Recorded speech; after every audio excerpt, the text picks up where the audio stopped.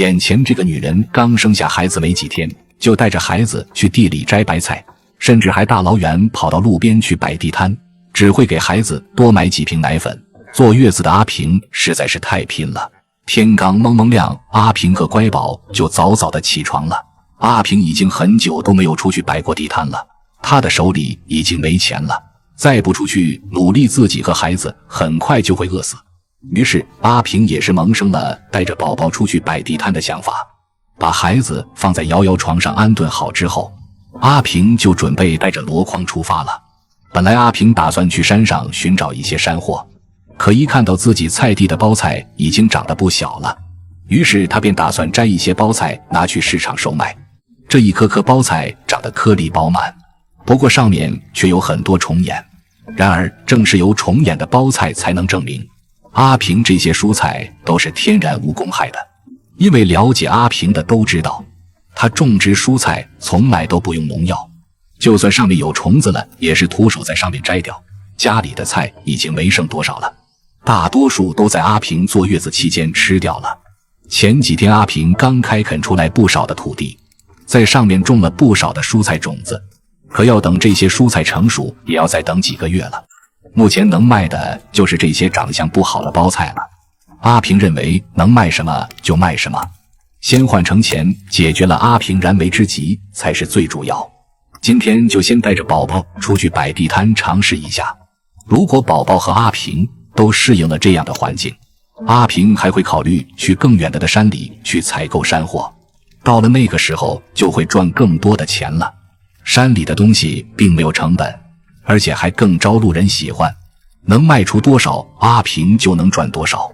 这也是阿平目前最期待的事。家里种的这些蔬菜都是阿平特地挑选的种子，这些蔬菜生长周期特别快，而且从地里长出来的数量又很多，往往不需要很大一片菜地就能长出不少。没过多长时间，阿平就收集了不少包菜了。阿平轻轻地数了数，已经可以拿去卖了。太多了，他带着孩子肯定是背不动。这些包菜卖相看起来不太好，阿平还需要把这些包菜好好的处理一下，把外面的几层有虫眼的地方全部去掉，让包菜整体看起来更有食欲。今天赚钱以后，阿平还准备去商店里买些日常用品，这个就看阿平能赚多少钱了。赚得少的话就买些必须的用品，如果赚得多，阿平还打算给孩子买些玩具。阿平整理一下，已经装满了满满一箩筐包菜，也希望阿平今天去市场能卖个好价钱。把包菜背在身上，先扛回屋子里。阿平简单的收拾之后，就准备背着孩子出发了。不得不说，乖宝真的非常的听话，自己一个人躺在摇摇床上，也不哭也不闹，长大了肯定能为阿平分担不少。今天的阿平心里其实挺不踏实的，他不知道孩子今天的状态会怎样，但他也明白迟早都得迈出这一步，生活还要继续，总不能一直困在山上。关上那道其实起不了多大作用的木门，还特意的锁上了锁。说实话，锁更多是一种心理安慰，好在家里还有狗子守着，心里稍微安心了一些。背上竹筐，怀里抱着孩子，这是阿平人生中第一次带着孩子下山卖菜。他没打算走太远，毕竟这次菜的品质不怎么样，只想试试看自己是不是还保留着过去卖菜时的熟练感。菜一摆出来，大家可以看清楚，确实有些小，有的也不成形。说是洋白菜，其实大小跟火龙果差不多。要说今天能卖出去多少，阿平自己都没把握。没过多久，第一位顾客出现了。这个摆摊点位于村里的主干道，虽然偏僻，但人流量还算可以。他已经在山上生活了半年多，对这里的地形村路早就熟门熟路。虽然阿平的菜并不算好，但顾客也不是笨蛋，这种有虫眼的菜一看就知道是没有添加剂的。大家都乐意的帮助阿平买上一些，一来是看这些菜用来做饭绝对安全，二来是看阿平带着孩子比较可怜，因为放眼整个下山的路上，真的没有看到哪个人像阿平这样一手抱娃一手卖菜的人。渐渐的愿意停下来买菜的人却越来越多，一遍遍地被挑拣过，剩下的基本也卖不出去了。阿平自己也明白，剩下的可能只能带回山上留着自己吃。不过幸运的是，剩下的那些不好的也有人买了几颗，也算是为他减轻了不少负担。孩子今天特别乖，不哭不闹，这也让阿平更有底气。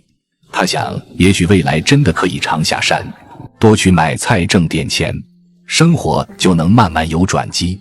卖了一会儿菜，也差不多清空了。今天阿平总算是赚到钱了，他很感谢每一个买自己菜的路人。阿平收拾好袋子，准备去一趟超市，完成他今天心里最重要的一个小愿望。阿平卖完菜，终于攒到了一点辛苦钱。他没有急着犒劳自己，而是直奔附近的小商店。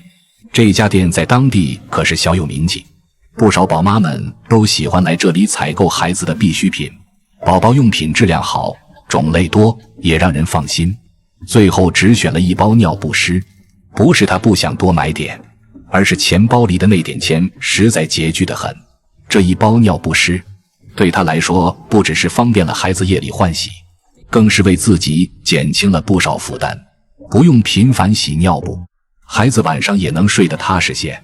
现在最重要的是把每一分钱用在最必要的地方，因为现在正值初夏，太阳越晒越毒，他得赶紧为孩子准备一把遮阳伞。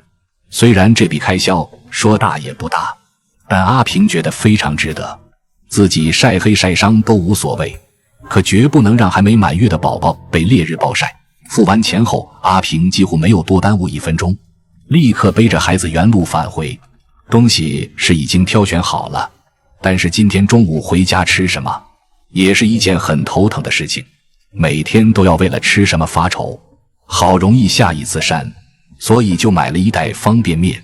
他一路翻山越岭，花了将近半个小时，终于回到了山上的小庇护所。刚到门口，家里的小狗就过来迎接。推门进屋后，第一件事就是把宝宝放到床上。可是这一看，阿平心都碎了。宝宝满脸通红，明显是被热到了。宝宝安顿好了后，他才脱掉了身上那件已经被汗水浸透的外套。中午的山里虽然风大，但气温却高得吓人。阿平一边擦汗一边想，等真正入夏了，这母子俩要怎么熬过那种闷热的天气啊？此时的他早已饥肠辘辘，但没空顾得上吃饭，还是先跑去厨房开始做饭。他点燃了些干柴枝，放入灶台，很快火苗就跳跃起来。只不过这回他只用了一侧的灶口，另一边的似乎有些废弃。家里还剩余几个鸡蛋，煮上今天买回来的方便面，不过感觉一点营养都没有。他熟练地敲开鸡蛋，锅里油加热之后，放入金黄的鸡蛋，不一会儿鸡蛋滋滋作响，香气四溢。这锅虽然简陋，但阿平煎蛋的手艺倒是挺香。可他并不是要全部自己吃，而是也准备为小旺做个吃饭的器皿。只见他走出厨房，抄起一根粗竹子，拿起柴刀，咔咔开始操作，准备做一个天然的狗碗。孩子在屋里被声音吵醒了，轻轻哼哼2声，但没哭。可能他也知道妈妈今天已经很辛苦了。没一会儿，阿平就做好了竹碗，又拿砂纸仔细地把内壁打磨光滑。随后他将饭和鸡蛋搅拌均匀，真是给狗子做了满满一大碗，然后把食物倒进了竹碗里。小旺那叫一个高兴。阿平没有发话，没有让他吃的时候，他从来都不多嘴，越是这样听话，阿平越是喜欢的。阿平发话后，狗子吃得欢快极了，尾巴摇得都快冒烟了。而阿平自己呢，他还顾不上吃饭，因为宝宝醒了。等哄好宝宝之后，阿平也要做点饭吃了。好了，本期故事就分享到这里，感谢大家的支持。我们下期继续和阿平一起见证他的生活的点点滴滴。